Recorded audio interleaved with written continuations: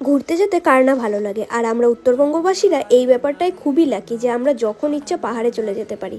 তাই সেদিন আমি আর ঘোষবাবু ডিসাইড করলাম চলো ঘুরে আসা যাক। আর এর আগে আমি আর ও সেইভাবে পাহাড়ে যাইনি, এই বছরই আমরা প্রচুর পাহাড়ে ঘুরেছি।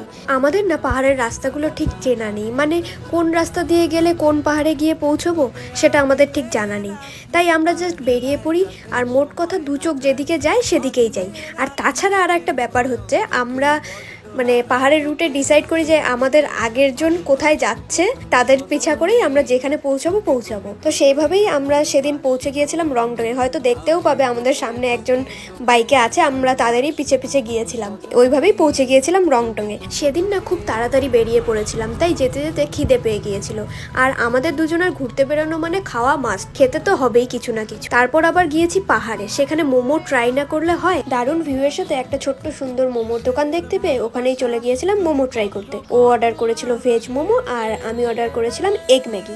দুটোই খেতে ভালো ছিল, কিন্তু যেটা হয় আমি যেটা অর্ডার করি ওর সেটাই বেশি ভালো লাগে, তাই ম্যাগির বেশিরভাগটা ওই খেয়েছে। মোমোর দোকানটার পাশেই ছিল রংটং স্টেশন, তো বাইকটা ওখানেই রেখে আমরা চলে গিয়েছিলাম স্টেশনে। সত্যি বলতে আমরা সেদিন একটু লাকিই ছিলাম, কারণ আমরাও পৌঁছেছি আর তখনই দেখলাম টয় ট্রেনটা স্টেশনে এসে দাঁড়ালো। সুমিত দেখো না তাড়াহুড়া করে যাচ্ছে যে ও একটু ট্রেনে উঠবে, ফটো তুলবে, পোজ দিবে, কিন্তু উঠতে দেয়নি, সেটা পরের কথা। যাই হোক, ও আবার আমার জন্য নিয়ে এসেছিল একটা সুন্দর বুকে, যেটার ভিডিও করা নেই, তাও আমরা খুব সুন্দর সময় কাটিয়েছি, দারুণ লেগেছে, সুন্দর সুন্দর ফটো তুলেছি, ভিডিও করেছি। তারপর যেহেতু দেখলাম বেলা বেড়ে গিয়েছে, তাই আমরা ডিসাইড করলাম বেরিয়ে পড়বো ওখান থেকে, কারণ কি নামতেও তো অনেকটা সময় লেগে যাবে।